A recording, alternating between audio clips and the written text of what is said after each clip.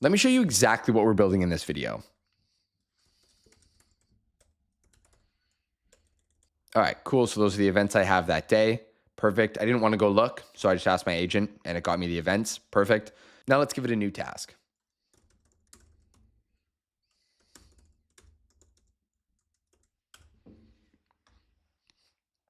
Let's see if it can make an event for me at 6 p.m. that same day called I Need an AI. Event details. I need an AI. Start time, end time, link, view event. And there we go. I need an AI programmed right on my calendar without any human intervention. Guys, this is part 3 of our n8n video series on AI agents. Now, while there is a million tutorials on n8n AI agents specifically on YouTube, and a ton of them are fantastic. So please don't just watch this video, go and explore, go and do your own research. But the goal of this video and what I want to pride myself on with this one is just how simple and straightforward it's going to be. I want you to be able to show this video to your parents, to your grandma, to your cousin, to your sister, and have them watch it and go, okay, I understand what's happening now. So if you haven't watched part 1 and 2, part 1 is on frameworks and actually how to think about putting AI agents into your business or just your personal life. Part 2 is how to self-host n8n, which is exactly what you're looking at right now. This is a self-hosted version of n8n. And then part 3, what we're on right now, is how to build the workflow and how to, more importantly, think like a developer and think in a data flow pattern so that you can build any system you want immediately with little to no friction. That's the goal, right? I want to give you the toolbox, not just spoon feed you templates and systems so that you can go and copy and paste them. Sure, that's great, but you need to understand what's happening under the hood a little bit. So guys, there's going to be a ton more n8n tutorials coming on my YouTube. So if that sounds interesting, you're into programming, you're into startups, you're into development software, toss me a subscribe. I'd really, really appreciate it. And I think you'll get a lot of value. So let's move back to the tutorial. So what you're seeing on the screen is the AI agent that we will be building. I'm going to give you a custom GPT that's trained on all and everything n8n. So you can query it and it will help you build your workflows. Link in the description. So let's go to a blank slate and let's actually build out this flow from scratch in a project-based style so that you can learn as you go and then have something really cool to show at the end of it, with being this AI agent. So right here on the screen is basically what you're going to be met with every time you hop into n8n. It's going to be this add first step right here. So if you actually go back to workflow and you go save, I'll just save this before we head out of here. We go to the overview. So you can see this is my n8n dashboard right here. I only have 2 agents in it, and you can see we're in the workflows tab. There's also credentials, which are the accounts that I have actually authenticated and are connected to n8n. So in this case, only OpenAI and Google Calendar. Filters, if you have a ton of these, right? And then executions is basically your log. So this is where you can troubleshoot. You can see what's gone wrong with your executions. If your workflow is running and has failed at a certain step, you'll be able to see it in here. If I click view, I can see the exact workflow path it took in the execution log here. So you can see succeeded and you can see all the stuff where it flowed. So everything green is what got ran by our system. And our Google Calendar here did not get touched, which is why it's not green on the outside. And then you can see each different flow version. So pretty cool. That's a little advanced debugging thing, which I will get into later. Again, a ton more tutorials coming, much more in detail, much more detailed than this one. The whole point of this is to get you on your feet and get you feeling successful. The shittiest feeling in the world is watching a massive tutorial and then feeling like you're a moron because you didn't get any of it. And it'll be pretty ironic if I get a comment like that on this video. But so, okay, anyway, let's jump back into the clone of our project. So once you create a new project, you will be met with a screen like this, minus our massive markdown sticky note right here, which is what we're going to be covering. And I'm going to keep it in because you'll be referencing that. So this add first step right here is what we're going to look at for our very first node. This is what you're going to see. This is going to be our trigger or our initial node of our entire workflow. So you can see we have this trigger manually. You'll see this is very common. You'll see this, it's very common on videos, trigger manually. So you can see this test workflow button down here. When I click it, it says executing, workflow executed successfully. So it's a very easy way to just test your workflow with one click of a button. We are not going to use that for all intents and purposes. We are going to want a chat. So you see on chat message down here, this is exactly what we are going to want to add. So you see basically why we're doing this is because this is an agent. It is conversational. It's a conversational agent. So it takes natural language, processes it, and then takes action based on the instructions we've given it in our natural language. So obviously it makes more sense to actually have a chat interface where we can talk to our worker, to our new employee, to our AI agent right here. So on when chat message received, we will execute our workflow. It's a trigger because it has a lightning bolt. If you hover over it, it says this is a trigger node. Trigger meaning the start node. So you can see instead of click to test workflow, it says chat down here. So when I click on this, I can type a message, right? And it's just a chat interface. And you see problem running workflow failed to run workflow due to empty node execution stack. Basically, it's telling us that we're big morons because we have nothing to process our chat data. We have no workflow set up. So let's click on this plus button right here. And now we're going to immediately go to advanced AI. Now, something that is insanely cool about n8n is how AI native they are, meaning really they're putting a lot of emphasis and their dev team has a really cool AI roadmap mapped out. So AI and agents taking tasks, performing them on your behalf, and just helping you with things is built into the platform much more natively than Make or Zapier. I'm sure they're going to have stuff soon, but if we look at the very top on the right-hand side here, we see AI templates. Now, these are fucking crazy. So, like, pardon my language, but that's how insane these things are. So you can see we have 1,264 workflow automation templates, everything you need from A to Z to get started.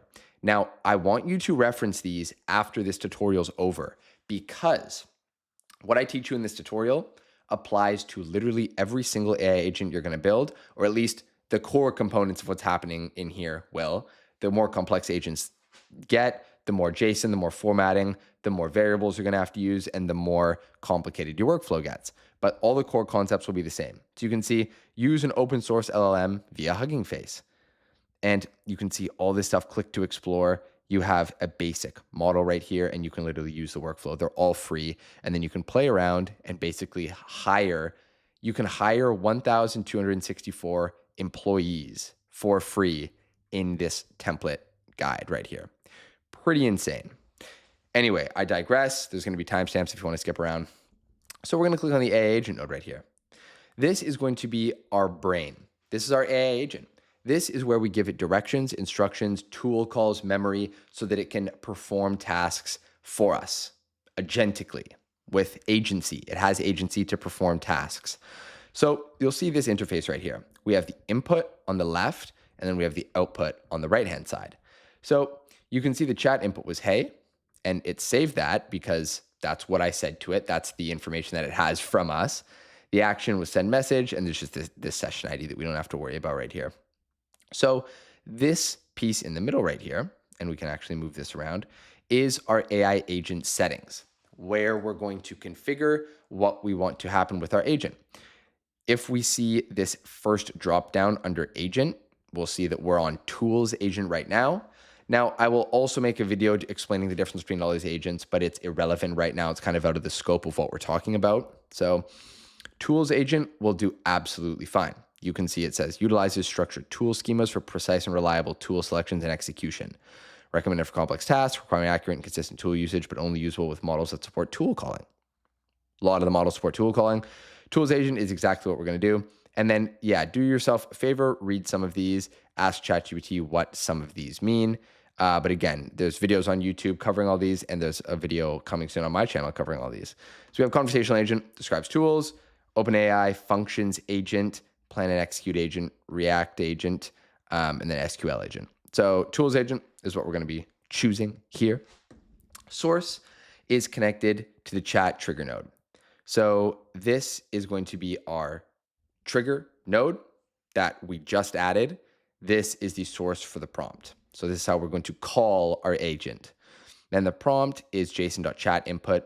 You can see back here on the left-hand side in input right here, chat input is the variable that is set automatically in our schema when a chat message is received. That is just what they call it in n8n. If we go into the JSON format right here, we have chat input, hey. So if we know that the chat input is hey, and we're validating to ourselves that, okay, I said hey in the chat, and that is classified as a chat input, that's what they're calling it, it makes sense, and we can kind of reason that that is going to be our like chat message, right? So chat input is going to be our prompt, and we can drag it in there. So the drag and drop interface is actually quite nice. Options for the properties in here. We have a system message here, which is what we're going to want to add.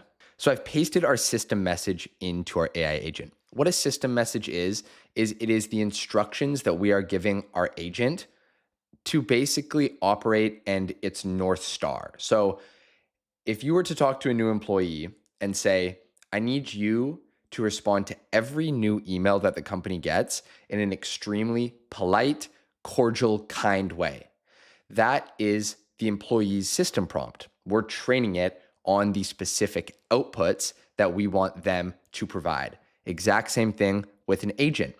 AI doesn't just magically know what you're thinking. It's not a mind reader. You need to give it very clear instructions on what you would like it to do and how you would like it to perform. So I'll go into the system message in a second, but you'll see if we hover over this, we get fixed and expression. Fixed is something that we are going to want to avoid because it doesn't allow us to add variables to our system messages or just other input fields you'll come across in n8n.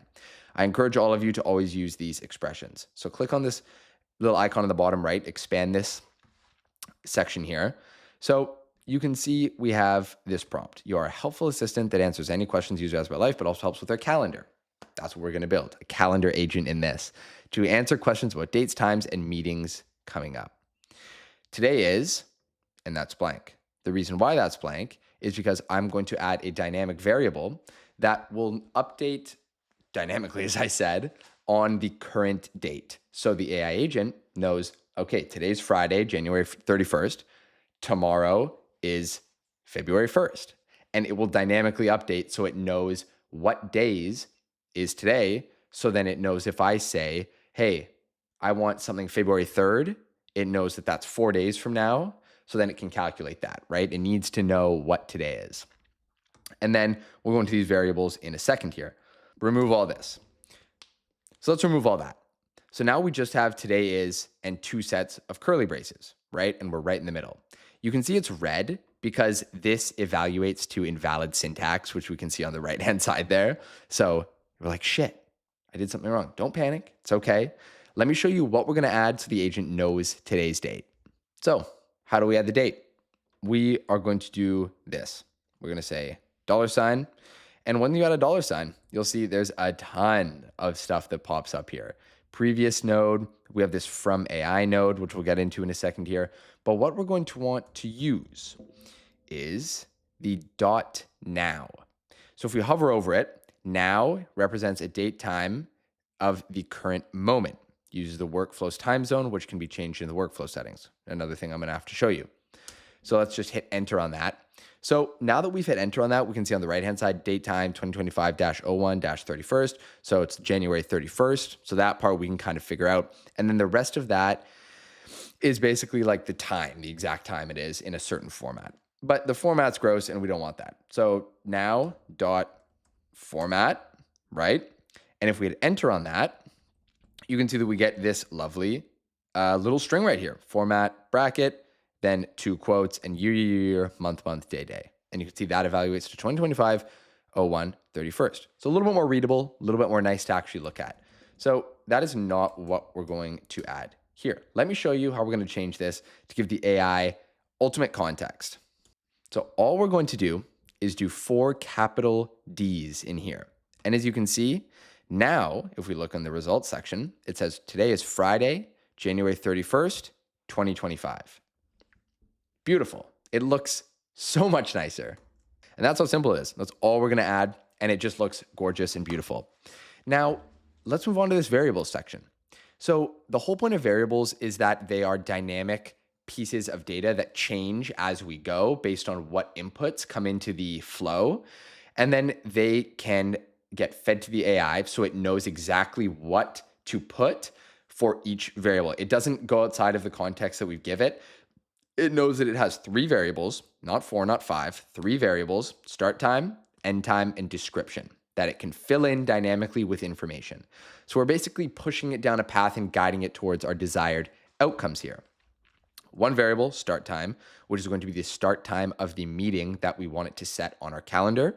The other named end time, being the end time of the meeting we want to set. And then the last is description, which is going to be like our title of our meeting. So like call with Eli and Mark, catch up call. That's our title, or that's our description, I should say. These variables will be used to calculate the start and end times.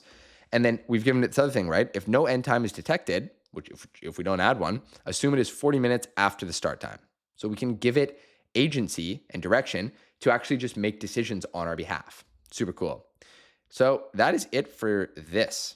Totally done. Exit out of this and just hit save. Always hit save. Always make sure you are saving your work, because trust me, when you lose it all, it's pretty shit. So now we see we have three options right here: chat model, memory, and tool. Let's focus on chat model first. So if we drag this down here, we get a list of language models. Beautiful, beautiful language models. Now we have a few options here.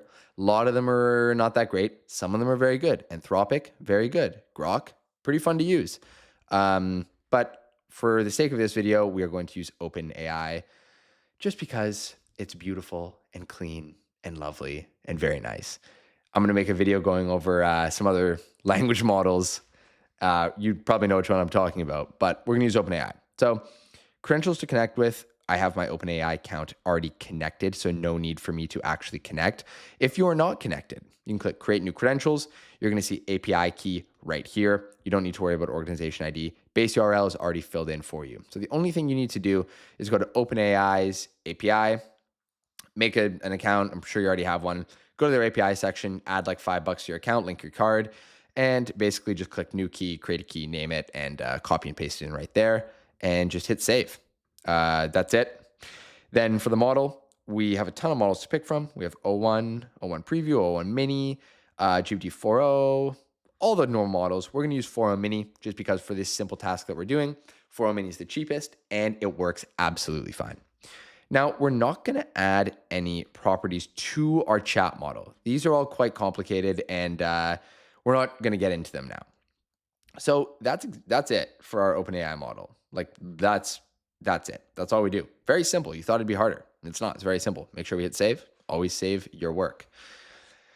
Now, moving on to memory. You can think of memory like the consciousness of a system.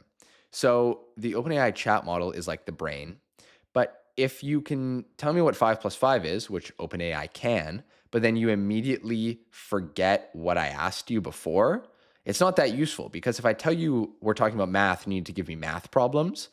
And we have this long chat about math and the history of math. And then I ask you, what did I just tell you? And you say, I don't know. And you have to start from square one again. It's pretty frustrating. So memory allows us to basically bypass that and get away with the model knowing what we're doing and actually making better decisions because of that. So the one you'll see on YouTube the absolute most is window buffer memory. And it literally says in brackets easiest, and it sure is. Window buffer memory is basically stored in your local system right here. So if the buffer memory gets too big, it can actually cause you to run up quite a few credits and actually override your system, or not override, but like you'll run into a slower system if you have a really big window buffer memory, and especially if you're running like 30 scenarios all using window buffer memory. So while it's good for now, and it's the easiest one to start with, and I encourage you to start with it and use it to build your first few scenarios, we're eventually going to want to transition to the SQL agent right here. So if we go press tab, memory, so you can see Postgres chat memory. This is going to be the one that we're going to want to use eventually, because this is stored on a cloud run. So it's outside of our system. It won't bog down our system. It won't slow things down. Window buffer memory basically works as it stores stuff locally. And the session ID, we're just going to connected chat trigger node, because this is the source of data that it is going to remember. Session key from previous node, it just already does that. If we go to mapping, we have the session ID. That's exactly what's mapped in here, right? So it's already done for us. Very simple. And the context window length is how many past interactions the model receives as context. Automatically, it's 5. We're just leave it at 5. That's totally fine. Make sure to hit save on that. So recap on what we've done so far, everyone. Maybe some of you are thinking, dude, this tutorial fucking sucks. This is so simple. Yeah, that's kind of the point, guys. You need a launch pad to build more complex automations off of this. Simple foundations are like a solid steel building. It's going to last a long time. But if you don't have a grasp of the basics and the foundational knowledge of systems, then you're building your house on sand and it's all going to collapse at one point in time or another. So just something to keep in mind. For tools, this is where it gets super exciting. These are things that the AI can leverage through its own discretion to actually perform tasks on our behalf. So as you saw from the past workflow that I showed you at the beginning, this is going to be a Google Calendar agent. So it's going to help us with our Google Calendar. Google Calendar tool. Look at that, right? So, oh God, my nose. So as you saw from our first workflow that I showed you in the beginning, this is a Google Calendar agent. That's its only purpose. It interacts with our Google Calendar. So if we type in calendar on the side in the tools section, you're going to see Google Calendar tool. We're going to click on that. Welcome to n8n. It's a lot of the same stuff. You have your inputs and your outputs and your actual setup configuration for that node right in the middle. Let's get used to this kind of format. Let's get used to this layout, right? Because we're going to be here for a while. So credentials to connect with, Google account, I've already connected. Just click create new credentials and you will basically get run through the process of doing this. You can add your client ID, your client secret, and then hit save, or you can literally just connect your paid Google account, which is easier. So basically just run through that. Tutorials on YouTube about that to actually get that done. Tool description, set automatically is all we're going to do there. Resource is going to be an event. Operation. So this is where we're going to choose what this tool does specifically. In this case, we're going to leave it on create, which is add an event to a calendar. Perfect. From the calendars, it's just going to be my email right there from the list. And once you make your connection, it will automatically pull in your calendars. So the list will be super easy. Just drop down, pick whatever calendar you want if you have multiple. Now you can see here, we have this now variable in the start time, which as we know from the previous step is today's current date now, which totally makes sense for a calendar. You'd want it to know right now, and then it can kind of configure things from there. But an insanely cool thing, make sure you're on expression, by the way, an insanely cool thing that we can do in n8n is do this thing called from AI. It's a variable called from AI. And if we just do those brackets, we can see in the methods, we have this from AI. If we click on that, you can see in the result, add a key. Example, from AI, quotes, placeholder name. So from AI basically is telling the Google Calendar that the start variable that we are going to get is from the AI, and the AI is going to provide that as a fixed variable. So from AI, if we go back to our AI agent right here, and we open up this system prompt again, remember, we said it has 3 variables: start time, end time, and description. So we are going to take the start time right here, head on back to our calendar, and we are going to just paste in start time. Add some quotes around this. Some single quotes is totally fine. And boom. Now we have a variable coming from the AI that will change dynamically based on whatever we prompt it. Super cool. Same thing with this one, guys. From AI.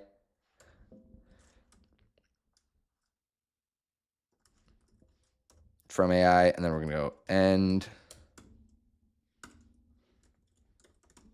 kind of weird that it doesn't autocomplete 2 quotes when you just do 1. You know what I mean?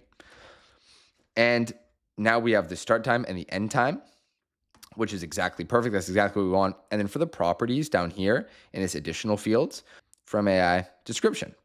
Boom. Now, look at this little warning at the bottom. This node will use the time zone set in n8n settings, but you can override this in the workflow settings. So the time zone in n8n settings is oftentimes going to be East Coast. At least every time I've created a scenario, set up an instance, it's always East Coast. And I'm West Coast. So obviously that's not good, because if I say I want the meeting to start at 12 o'clock PST, that is immediately going to set it in my calendar at 3 o'clock EST, right? So we don't want that. So from here, let's exit out. We set this up perfectly. It's all we need to do. Hit save. Let's go to here, settings, time zone, and just change this to America, Los Angeles in my case, or like wherever you're at, right? So change that, hit save. That's how you can avoid that really silly little nagging time zone error. If like, because you can run into that issue and be like, dude, why isn't it setting the time correctly? It's literally just the time zone error. So let's add another tool here, guys. Actually, let's just double click on this, click duplicate, and slap this right in there. Boom. So now in our second calendar, you can see it's differentiated from this one here. We have Google Calendar 1 right here. We're going to click on this one. We can leave everything the exact same. However, in the operation, instead of create, we are going to want to say get many. So this is the amount of, so get many, basically, if we hover over this actually, retrieve many events from a calendar. So now our agent has 2 tools. The first one being to set an event for us, very useful for obvious reasons. And then the second one being to actually get our events so we can query it and check if we're busy on certain days. So for the limit, you can put like 10. So if you have 10 calendar events on that day that you're asking to retrieve, then it will give you all 10. If you only have 2, it's not going to fabricate 8 and make them up. It'll just give you 2. So you can set this like to 10. That's fine. And then for after, we are going to, because then we have before right there as well. So for after, we're going to do from AI, and we are just going to do after in these bad boys. And then from before, we're going to do from AI before, just like that. For these, we can do like order by, add another option, order by start time. So that is super useful as well, because then we'll see the most recent ones first, or our newest ones first, and then our older ones after. So that's pretty cool right there. And then if we hit save, we can actually test this thing. So then from everything we've configured, we can actually chat with this thing. So let's just click the beautiful big orange chat button right there in the middle of our screen. So on the left-hand side, you'll see our chat section. So this is like any other chat log you'd have, conversation right there. And then you can see these latest logs from AI Agent Node. Now, this is so useful when we're trying to visualize the flow of data in our project, in our workflow right here. So let's try using both tools, right? Because when testing, we need to make sure that everything works appropriately. So let's test our tools right here to see if they're working correctly. So our first tool is our create event. So let's see if we can create events effectively. So let's see, create an event for, so it's Friday today. Let's go Tuesday, February 4th at 11 a.m.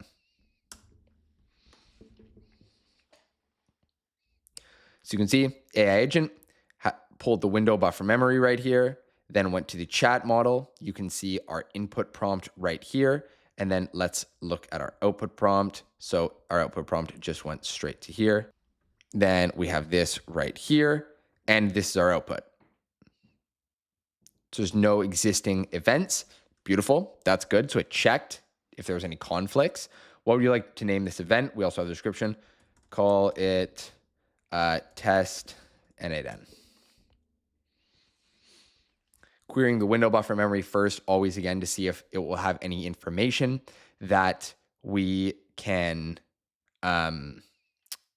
pull from, basically. And so it's actually found something here. So you have an existing event called 30-minute meeting from 11 a.m. to 12 p.m. Since this overlaps with your requested time, I will not create a new event. Very reasonable. I like the sound of that. Reschedule, adjust time. Let's go adjust time to start meeting at 1 p.m.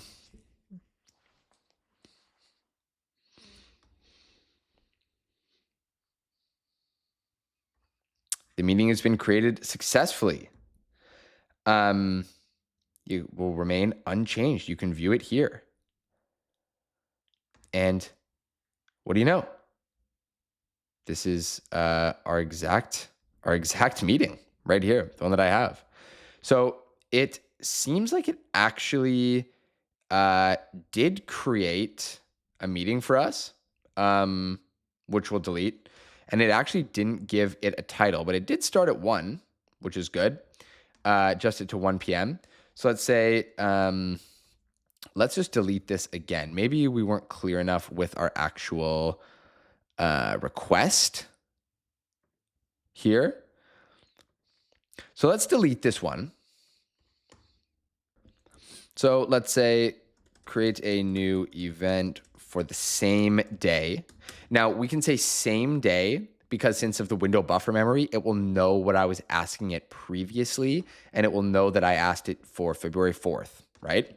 Create a new event for the same day named test n8n starting at 1:30 p.m. Oh, so I think we actually misspelt description in here, like in our agent or whatever, or sorry, in our Google Calendar create event, because it's not creating events as we want it to. So I think description, is description the right field, or do we actually need to we need to say, and we need to say summary actually. Okay, so apologies for that little confusion right there. It's not description. Description is the subtext that we're going to be, that's like below, but it's not the title. So I think summary is the title here. So delete description. Oh, sorry, just go to expression. Just put this in quick, go to expression. From AI. From AI description, just like that. And now let's go out and hit save, and let's try to create this event again. Now, you can see just from the examples, it's really great because it knows which events are on which days, so it won't do one overlapping. Create a new one, same day for 5 p.m. named AI takeover.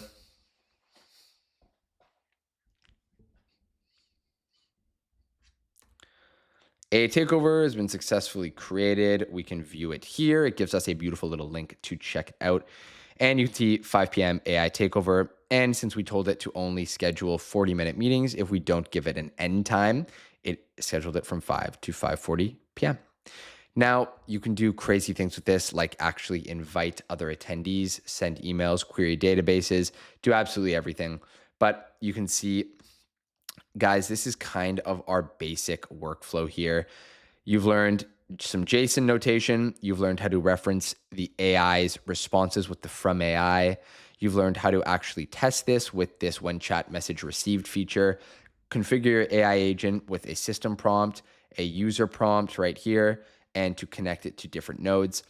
OpenAI, window buffer memory, and actually call on tools so that it can get events and also create events, right? So now let's do one final test here where we actually ask it to get events. Now get me all my events from the same day. from the same day. We don't need to tell it the day, as I said before, because of the window buffer memory it has. Boom, it's querying. Let's see here. So I have a 30-minute meeting. We have the test n8n, and we have AI takeover all on the same day. Now, in the next tutorial, guys, I'm going to show you how to get this on your phone. So you basically have an AI assistant all the time on your phone, how to leverage this, and absolutely anything else. I'm here to serve you guys and make dope tutorials so you guys can level up your AI agent development and your movement in the AI industry, your motion in the industry as well, AI industry, AI agents. So let me know in the comments if you have any specific tutorials you want me to create and if they fit with kind of my schedule and my thoughts around creating tutorials and agents. I will absolutely make them for everyone to benefit from. So thanks, guys. Hope the tutorial was super clear and concise. I think I rambled for a little longer than I wanted to there, but this tutorial is going to get you started with everything you need. Reference the templates, check the description for the n8n GPT to help you along your journey, and I can't wait to see you in the next tutorial, guys. Thanks for watching.